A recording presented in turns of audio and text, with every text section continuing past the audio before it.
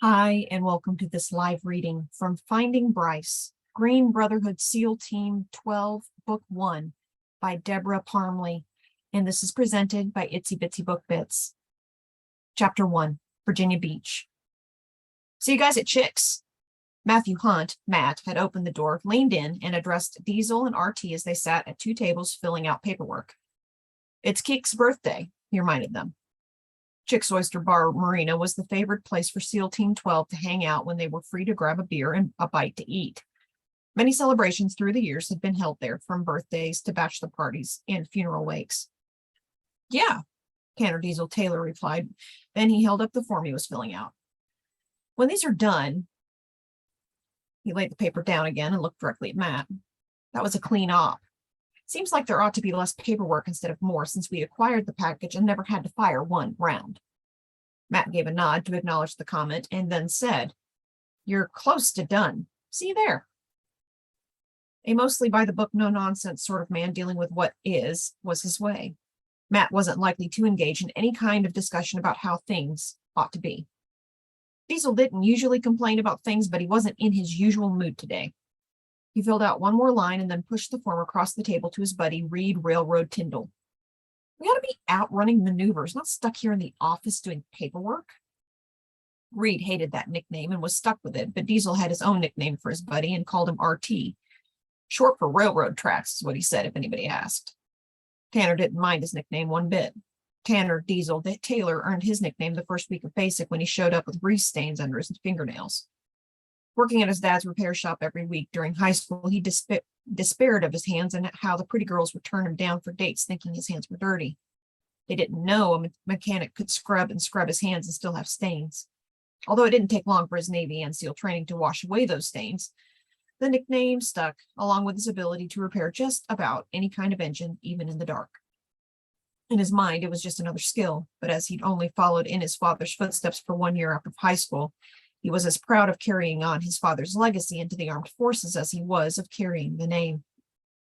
All the men in his father's side of the family had been mechanics, and his grandfather and great-grandfather had served in the Army during World Wars I and II, which was where they'd learned the ability to work on engines in the dark. It wasn't that he hadn't wanted to follow in their footsteps, even down to their military service. It was that he'd wanted to do more. Serving as a SEAL was more, much more, and he loved every minute of it. After SEAL training, Deisel never had trouble getting dates again. He was now a lady magnet. Just one of the things his latest girlfriend had more than a little trouble with. Last night, Carrie had broken up with him again, which meant he was free to see whoever he wanted to see. Deisel watched as RT pulled that damn letter out of his pocket again and with a sad expression prepared to read the letter again. "Hey, man, you're not going to read that letter again, are you?" Deisel could have repeated most of the letter, having heard it often enough. I just don't understand why Becky called it off. She never explained, and she won't answer my phone calls." RT bent his head to the letter. Damn, Dear John letters ought to be written in disappearing ink or on exploding paper. Deisel kept his thoughts to himself, but shook his head. Watching RT, he got an idea. "Hey, Saturday night. Got plans?" "Nope," RT kept reading. "Got laundry." "You've got plans now," Deisel said. "You can do laundry some other time." RT raised his head and looked at Deisel. Good, I got his attention away from that letter. "Picture lots of chicks in skimpy Halloween costumes," Deisel said. RT groaned. "Costumes?" "Yeah, costumes. Don't worry, this will be fun. Costume party is a masquerade." "I don't have a costume and there's not enough time to put one together." "Got you covered. I know a place that rents them and they're open tonight." I don't know, man. I ought to try calling Becky again." "Come on, this party is a much better time than doing laundry and crying into your beer. Going to be plenty of ladies at this party. You know how chicks dig costumes." "Yeah," RT had to admit they did. "Thanks, Deisel." Deisel nodded. "Welcome." RT put the letter away before picking up the pen again to finish his task. It didn't take them long to finish. Then they went home to change clothes with the plan to meet up at the bar. After they'd arrived at Chick's, before the other guys arrived, they went to sit out on the deck and startled a seagull who perched on the railing, hoping to find food. The seagull was often there in that spot, so often that tourists coming to the marina had started feeding it. Now it came every night, expecting to find food. The waitress, who appeared soon after to take their orders, had named the bird Fred. She claimed Fred just wants to be fed. What do you have, guys? Sherry asked with a wide smile between two dimples. The little waitress was an adorable bundle of energy and currently dating an airline pilot who was gone not quite as often as a seal would be. When are you going to trade that boyfriend in for a real seal? Deisel teased, already knowing what her answer would be. You guys are gone too often and too long, she said with a shake of her head and a laugh. All the guys teased her this way, and Deisel knew she liked it, though her answer was always the same. Deisel thought her answer was a lot of hooey. Commercial pilots were gone a lot too, and a woman who could handle that could handle dating a seal. Women who couldn't likely wouldn't be able to handle their man being on the road for any job. Some women needed more maintenance, just like some cars. Carrie was one of those women, but he and Carrie were through. Deisel enjoyed watching the boats dock at the marina, which took his mind off Carrie, just like knocking back a few beers with the guys would take RT's mind off that damn letter. Cutter and Matt joined them and took seats. I'll buy a round, Cutter Antonius Tony Catino said. What are we celebrating? RT asked. My winning at the casino last weekend, Cutter said. You have Italian connections? Sherry asked with a giggle. The guys knew Cutter had cousins with connections to a casino in New Jersey. When he went home to visit his grandmother, he'd visit the casino and come back with his wins. Did you bring me back any cannoli? Sherry asked. Last time he brought back cannoli his grandma had made. Not this time, he said. Next time, cannoli for you, sweet. He gave her a wink. She blushed and smiled. The men placed their beer orders and she hurried to the bar for their drinks. Any of you guys going to the costume party Saturday? Deisel asked. Yeah, Matt said. I'm going to go as an IRS auditor. Really, man? RT said. What kind of costume is that? An easy one. Just wear a suit and a tie and carry a calculator, Matt shrugged. He even got business cards made up to hand out. He reached into his pocket, pulled one out, and handed it to RT. I'm here to audit your tax records, he said. RT took the card and glanced down at it. That would scare the hell out of a lot of people, he said. You are so weird, Deisel shook his head. It's simple, cheap, and easy, and I'll have fun with it, Matt said with a shrug. That's what costume parties are for, Deisel nodded. Having fun. Just after Sherry delivered the beers, Rich, Osprey, and Enrique Keek Garcia joined them on the deck, and more beers were ordered. Add on some onion rings, Deisel said. Sherry nodded and headed for the kitchen. You going to the costume party, Rich? Deisel asked. Nah, costume parties aren't my thing, Richard Rich Irvine said. One of the oldest members of the group, he turned down most invites to socialize since getting back in touch with an old girlfriend from high school at his high school reunion. Now he spent most of his free time with her trying to get out of the friend zone. She was hesitant about dating a seal. All but Rich would attend the costume party. Osprey was going as Robin Hood and would carry a primitive bow he hunted with for fun, and Keek was going as Superman. Superman? RT asked. I would have thought you'd want to go with Zorro or something like that. Why? Because I'm Latino? Keek shook his head. He smoothed his hair back with one hand and then, reaching for a small section of his bangs, pulled it down and made a curl. I got the perfect hair. See? Superman. All the guys laughed. Yeah, man, RT said. I see it. More Seal brothers came in the door, which more than doubled the size of their gathering. The entire group was at Chick's tonight. All 20 Seals. Deisel glanced around the room. These 20 men were his brothers, and any one of them would have laid down his life for the other. The Green Brotherhood was like no other, and he took a moment to take the sight of all of his brothers in, creating a memory to savor in years to come. The noise level in the bar rose, but the Seals weren't the ones shouting and being rowdy. They kept to themselves, and women in the bar were drawn to the strong, silent warriors like moths to flame. There was clearly something different about these men, the way they carried themselves and the way they communicated amongst each other, often non-verbally, which set them apart. They exuded a quiet confidence, and their eyes were always taking in their surroundings with a quiet intelligence. Craig MacDonald, Big Mac, showed his Scots-Irish heritage by the multitude of freckles across his nose and cheeks, despite his deeply tanned face. It hid his ruddy complexion and helped him blend in on their missions. Jet black hair from his Irish mother saved him from having his father's red hair and allowed him to be picked for this special team. To be on Team 12, you had to have dark hair, as the team was often sent to South America and needed to blend in. Blondes and redheads would stand out too much to be included. As a result, the men on Team 12 could all be described as tall, dark, and handsome. Blending in South America was something Team 12 did quite well. Martin Lopez, the second Hispanic American on the team, was fluent in 3 languages, English, Spanish, and Portuguese. He was their go-to man when it came to native dialects. Chris Fenn had almost gone to college on a chemistry scholarship, but he'd also wanted to become a SEAL. He was their best man with explosives and a bit of a MacGyver given his aptitude with chemistry. He often said it was as much knowing what not to put together as with another thing than it was what to put together. He was also a pretty good cook, which he claimed also had to do with chemistry. Daniel Tractor Edwards grew up on a hay farm and would have been a fourth-generation farmer if he'd stayed home on the farm instead of joining the SEALs. His father had a John Deere collection that men traveled miles to see. Daniel had made the mistake of talking about it too often early in his training. It was handed the nickname Tractor, and it stuck. His best buddy in training told him it could have been worse. They could have saddled him with Farm Boy. Adam Da Vinci Burgess was always drawing and doodling with a pen or pencil. Tonight he was already drawing on his cocktail napkin before he'd finished his first beer. It would have been easy to sit and watch him instead of focusing on the hot young women standing nearby, hoping for attention. Thomas Tom Campbell, Soup Man, got his nickname after explaining the way to spell his last name was like the soup, man. Once the nickname stuck, it was stuck good. Scott Roberts, Casper, was like a ghost. He could enter a room and then leave it without anyone knowing he'd been there. James Slater, Slim Jim, was a skinny man with toned muscles. His metabolism was so high he could eat anything and not gain 1 pound of weight. Sawyer Pipes Ferguson played the bagpipes with the local Scottish group and sometimes wore a kilt if performing with the group for weddings or funeral services.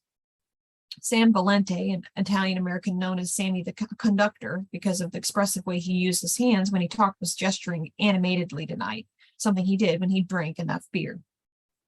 Peter Buzz Horn had a weird snore that sounded like a low buzz. Jocko Numbers Lewis was so good with numbers they didn't need a calculator when he was around. And Jake Summers Oscar could act any part and make it believable. But really, all these men were actors capable of blending in, making anyone believe they were who they pretended to be, and doing what it took to complete a mission.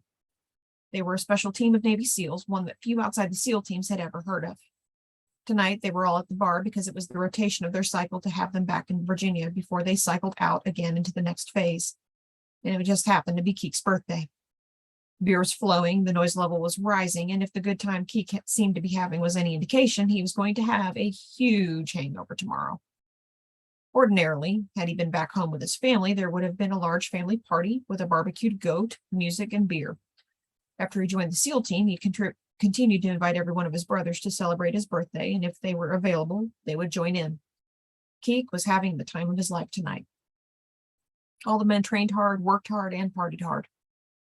By the end of the evening, they made sure Keek made it home safe, as he was in no shape to drive, and the bar emptied out. The only occupant left on the patio, a lone seagull with the nickname of Fred, who had returned hoping for leftovers to eat. Come on, Pippa, this will be the best party of the year, and everyone will be in costume, Cheryl said. No one will know who you are. It's the perfect chance. It was only the 10th time Cheryl had asked her to go to the Halloween party. Finally, tired of being bugged about it, Pippa said, "Okay, I'll go." Great! Cheryl's eyes widened, and she grabbed both of Pippa's hands, squeezing tight as she bounced on her heels. You're going to be so glad you changed your mind. We're going to have a blast. For once, Pippa would take a page from her mother's diary and live in the moment. As her mother had said, Joyce, my dear, you haven't yet learned that life must be grasped in the moment. Joyce Pippa Louisa Smith never gave out her birth name. Her full middle name had always been an embarrassment to her, though she did like her daddy's nickname for her. He was the only one to call her Pippa, and she missed him dearly. Her mother had always called her Joyce. After her mother had made her announcement, she'd gone sailing off to Hawaii with a new man who kept a boat at his summer home. Waiting just gives you more likelihood you'll miss out. Your father may be dead, but I'm not. Her mother was the kind of woman who couldn't stand to be alone, and one of her friends had been waiting in the wings, ready to date her. Thinking back to the huge blow-up Pippa and her younger sister, Jeannie Magic Smith, had with their mother the day before Mother left town, made Pippa wonder where Mother was now and reminded her she needed to call Jeannie this weekend and get caught up. Mother could be anywhere. I have no idea how to reach her at sea. I don't even have her new number. But as Jeannie often said, the phone works both ways, and her sister's number hadn't changed. Though usually Pippa was the one who had to call her sister. Months could go by if she didn't before Jeannie got around to calling her. For once, Pippa was going to take a page from her mother's book. She was going to live a little. It'd been a long time since she'd gone out and had fun, and she'd always loved costume parties and Halloween. Now, what are you going to be? Cheryl asked. I don't know. I haven't had time to think about it, Pippa said, her tone wry. She'd only agreed a second ago. Cheryl waved a hand and continued her rapid-fire way, clearly thrilled Pippa was going. We can go to the costume shop after we get off work.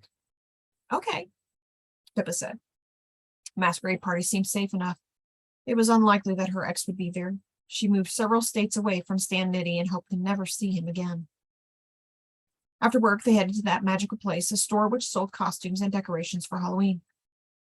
Do you have any sexy costumes for women? Cheryl asked. The clerk grinned. Yes, we do. Follow me and I'll show you. Do you have any themes in mind? I looked up your selections online. I think I'd like to be a woodland fairy, Pippa said, with wings and pointed ears and everything. Now that she was getting excited about going, why not go full on fantasy? Oh, fun, Cheryl said. I'm going as a sexy nurse. Maybe I can play nurse with one of those hot Navy SEALs tomorrow night.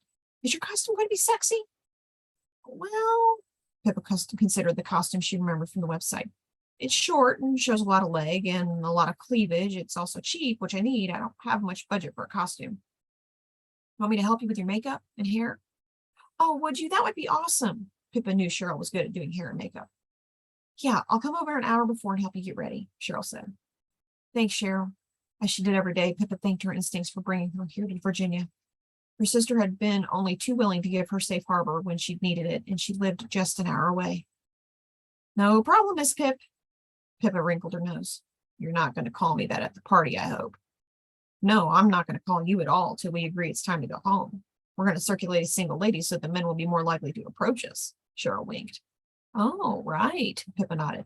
Good thinking. The next day, Pippa's cousin Louise called her at work and left a message for her to call back. Far from being a normal call, Louise would only have called if someone had died or something very big had happened. So as Pippa called Louise back, she held her breath. Hey, Louise, what's happened? This time it's good news, Pippa, Louise said. You don't have to worry about Stan anymore.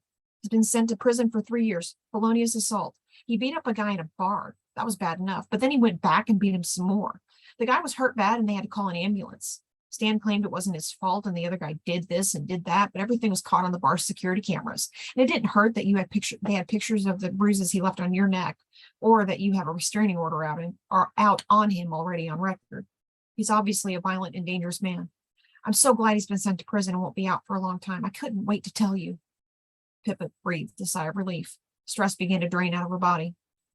Oh, that is good news. He can't find me now and suddenly show up on my doorstep to hurt me. Not while he's in prison, so I'm safe. Finally, no more looking over my shoulder, worrying he might be the man in the baseball cap behind me. I'm safe. Finally safe. She felt like dancing and spinning around the room. Yes, you are, Louise said. Does this mean you'll come home now? I am home, Pippa said. Virginia is my home now, and I just started taking a couple college classes. So you're staying? Yes. Pippa didn't say that she never wanted to move back to her hometown, but she surely felt that way. She'd escaped a horrible marriage, a depressing house, and a town which lost more jobs everywhere, and she never wanted to go back. There was no future there, only the past, and the past was over and done. Finally. Well, all right, if that's what you want, Louise said. I just want you to be happy. Oh, I am happy, Pippa said. Happier than I've been in a very long time. The night of the party, Pippa let Cheryl into her apartment, and they went straight into her bathroom where she had a curling iron already plugged in. She wanted to look different tonight, and her long brown hair usually hung straight. Most days she loved a wash-and-go kind of lifestyle and rarely wore makeup. But tonight she wanted a little glamour. Her hair curling, smoky sparkling makeup, and fairy ears glued onto her ears. Cheryl curled Pippa's hair until it had ringlets at the ends, which gave it a whole lot more body. Once she finished applying makeup to Pippa's face, Cheryl took gold glitter and sprinkled it in Pippa's hair and across her bare shoulders. Spaghetti straps held the silky fairy dress up, leaving a lot of skin bare. The way the dress was cut in back, there was no way to wear a bra with this one. It was the most daring thing Pippa had ever worn in public. Might as well use it up, said Cheryl before sprinkling the rest of the vial of glitter down Pippa's cleavage. Pippa felt the glitter whisper between her breasts. Cheryl, she said, laughing, I don't need it everywhere. Oh, but I think you do, Cheryl said. Keep him looking for the end of that glitter trail and you'll have his attention for sure. Then you'll be hard at attention and you'll have some real fun. Pippa kept chuckling. I'll be dazzling with my cleavage. You know it, Cheryl winked and tossed the empty container into the trash can. Ready to go? Yes, I just need my tiny purse. Here, Cheryl reached into her purse for 2 condoms and handed them to Pippa. Be prepared because those Navy boys are not always like Boy Scouts, and some of them really get around. Oh, right. They hadn't talked much about Pippa's former life, only that she'd divorced a man who was no good and that she was trying to make a new life without complications. She hadn't hinted at her ex's violent tendencies. Cheryl, being a party girl, understood the no complications bit. She never dated a guy longer than 6 months. Said it got claustrophobic if they lingered any longer. Thanks, I hadn't thought to pick those up, Pippa said. Always keep one in your purse and some in your nightstand. Tonight's a chance for you to have fun without the hassle of a date, but if you need more than 2 of these, you're on your own, girlfriend. Unable to stop a blush, Pippa shook her head. I won't need more than 2. Be lucky to need 1, she thought. It had been over a year since she had sex and she'd missed it. In the good times at the beginning of her marriage, before everything went terribly bad, sex had been good, with that rush of attraction that went straight to her core, lightening everything up just like fairy lights. It had been magic. I want that again, even if for just one night. This is a start, and no one will even know who I am. This is perfect.